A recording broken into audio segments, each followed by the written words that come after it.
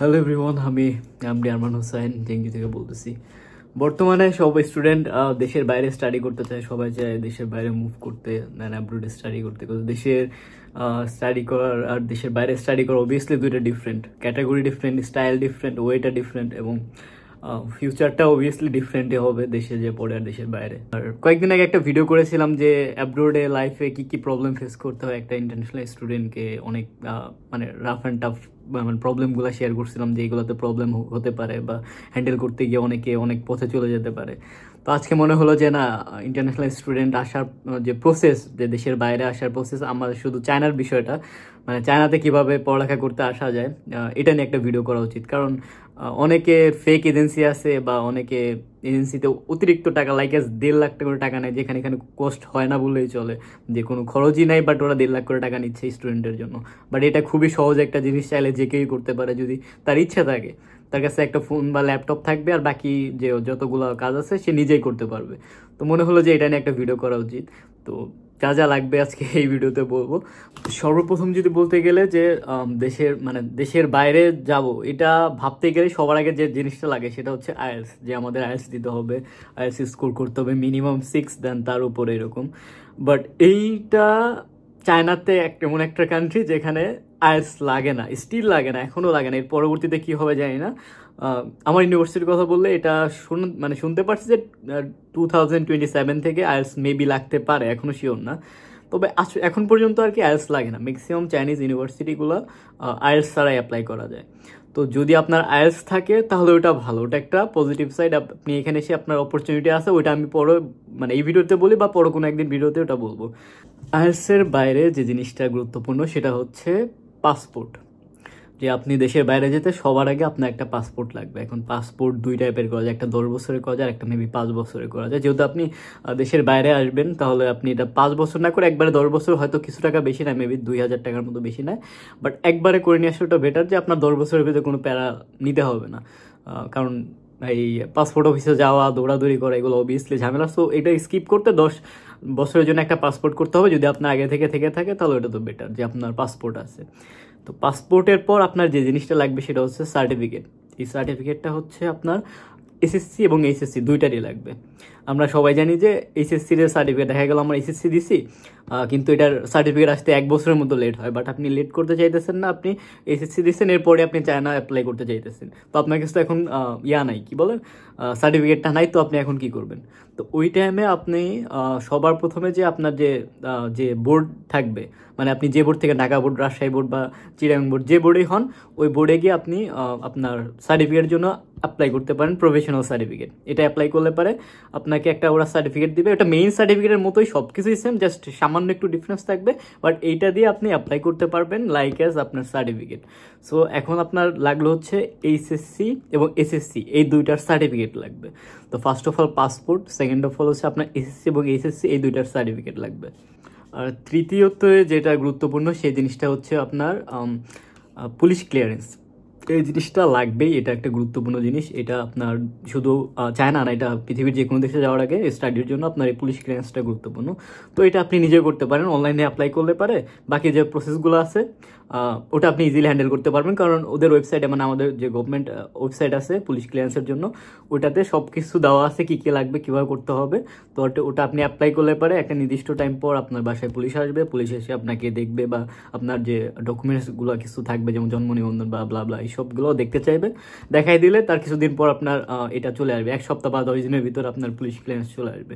তো এটা খুবই গুরুত্বপূর্ণ। এটা চায়নাতে অ্যাপ্লাই করতে গেলে আপনার এটা রাখবেই, মানে পুলিশ ক্লিয়ারেন্সটা আপনার লাগবে, যে আপনি কোনো ক্রাইম করেন নাই, আপনার সব কিছু ওকে, এটা ওরা দেখতে চাইবে।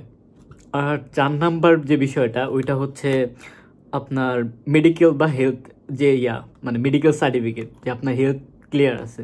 জাস্ট আপনি একটা মেডিকেল চেক করাবেন, যে আপনার বেসিক যেগুলো, যে অ্যাব্রোডে যাওয়ার জন্য যে কোনো ডক্টরকে বললেই তারা এটা বুঝতে পারে যে কী কী করতে হবে। তো আপনি একটা ডক্টরের কাছে গিয়ে আপনার হেলথ চেক আপটা করায় তার একটা সার্টিফিকেট দিবে। সার্টিফিকেট বলতে জাস্ট একটা পেপার, যেখানে ডক্টরের সিল এবং সাইন দুটাই থাকবে।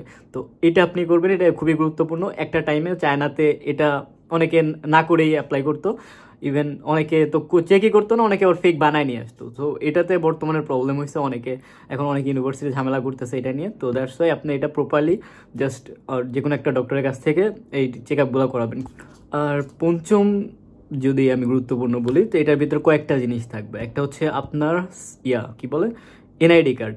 এখন আপনি যদি বলেন যে না আমার বয়স হয়েছে 20-22 বাট আমি এখন এনআইডি কার্ড করি নাই, তাহলে পরে সমস্যা নাই, ওইটা প্যারা নেওয়ার কিছু নাই। আপনার যে জন্ম নিবন্ধন থাকবে, মানে আপনার যে জন্ম নিবন্ধন ওইটা থাকতে হবে, তবে ওটা ইংলিশে। ওটা অনেকের আবার জন্ম নিবন্ধন বাংলাতে থাকে, তো বাংলায় আবার প্রবলেম, তো বাংলাতে করা যাবে না।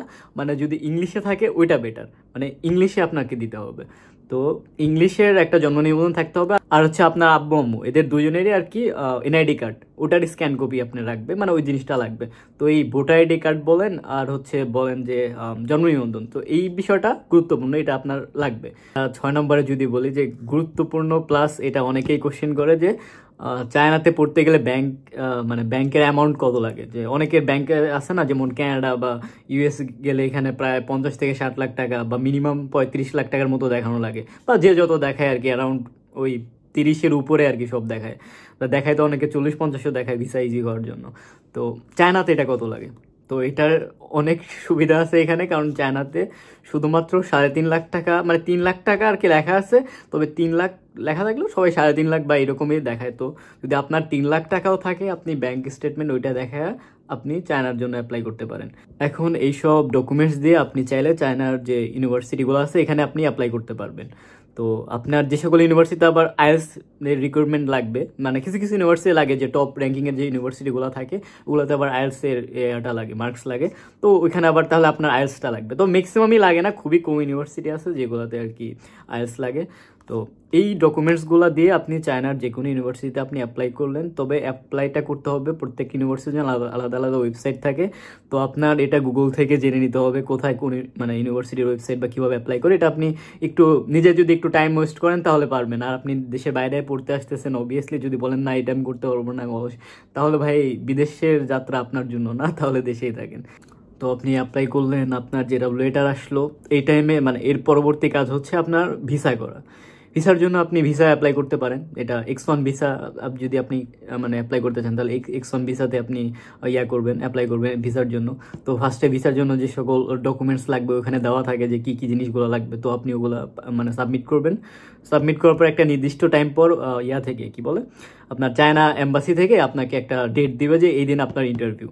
তো ওই দিন ইন্টারভিউর দিন আপনি আপনার ব্যাংক স্টেটমেন্ট বলেন আর যতগুলো ডকুমেন্টস আছে ওইগুলো সহ এবং নির্দিষ্ট পরিমাণ টাকা যেটা মানে এম্বাসি খরচ আর কি দিতে হয়, তো ওটা সাথে নিয়ে আপনি এম্বাসিতে চলে যাবেন। তো এম্বাসিতে গেলে আপনি বেসিক কিছু কোশ্চেন করবে। চায়নাতে এমনিতে খুব একটা বেশি কিছু কোশ্চেন করে না, এই ফ্যামিলি রিলেটেড বা এই আপনাকে কে বিয়ার করতেছে, কোন ইউনিভার্সিটি যেতেছেন, কোন প্রভিন্সে এইটা, বা আপনি কোন স্কলারশিপে যাইতেছেন, মানে স্কলারশিপটা কত পার্সেন্ট আপনার টিউশন ফি, মানে এই বেসিক কোশ্চেনগুলো আপনাকে করবে। আই গেস এগুলা যে কেউ করতে পারে, মানে অ্যান্সার করতে পারবেন ইজিলি ইংলিশে আর কি। তো এইগুলা শেষ করে আপনাকে যখন ভিসা মানে আপনার ভিসা ইন্টারভিউ শেষ হবে, তার ঠিক 3 থেকে 5 দিনের ভিতরে আপনাকে ভিসা ওরা দিয়ে দিবে যে আপনার ভিসা হয়ে গেছে, দেন আপনি ওটা নেবেন। এরপর আপনার ক্লাস যত দিন থেকে শুরু, এখন আপনার ইচ্ছা যে আপনি কবে চায়নাতে মুভ করতেছেন, সো ইজিলি মুভ করতে পারবেন। তো ফার্স্ট থেকে যদি বলতে গেলে আপনার একদম অ্যাপ্লাই থেকে শুরু করে ভিসা কমপ্লিট হওয়া পর্যন্ত খুব একটা টাইম লাগে না, প্রায় 1 থেকে 1.5 মাসের মতো সময় লাগে। ধরেন এটা 1.5 মাসের মতো কষ্ট হলো। তো আপনি খুব তাড়াতাড়ি আপনি এইচএসসি শেষ করছেন, দেন দেশের বাইরে পড়তে চান, আপনি হয়তো বা ক্যানাডা বা ইউএসএ মুভ করার মতো এতটা মানি নাই, ও কারণ ওখানে হিউজ অ্যামাউন্ট কস্ট হয়। তো বাট আপনি চাইতেছেন বাইরে পড়ার জন্য, তো এটার জন্য চায়না একটা বেস্ট ওয়ে হতে পারে। সো আপনি চাইলে ইজিলি চায়নাতে মুভ করতে পারেন। এখানে আপনার যে ডকুমেন্টস বলেন কি কি লাগবে সব বলে দিছি, এইগুলো আপনি জাস্ট নিজে প্রসেসগুলো স্টেপ বাই স্টেপ ফলো করবেন, দেন ইজিলি আপনি চায়নাতে মুভ করবেন। শুধু শুধু এজেন্সিকে এতগুলো টাকা, আর অনেক এজেন্সি ফেক থাকে, অনেক এজেন্সি আছে যে টাকা নিয়ে মেরে দেয় বা ব্লা ব্লা অজুহাত দেয়। তো তার থেকে আপনি চাইলে নিজে নিজে এগুলা ইউনিভার্সিটি খোঁজ করে এখানে অ্যাপ্লাই করতে পারেন নিজে থেকে।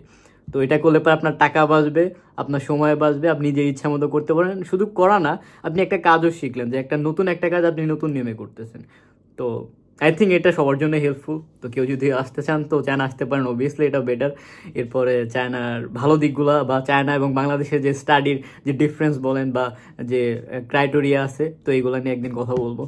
আজকে আপাতত যাই, বাই বাই।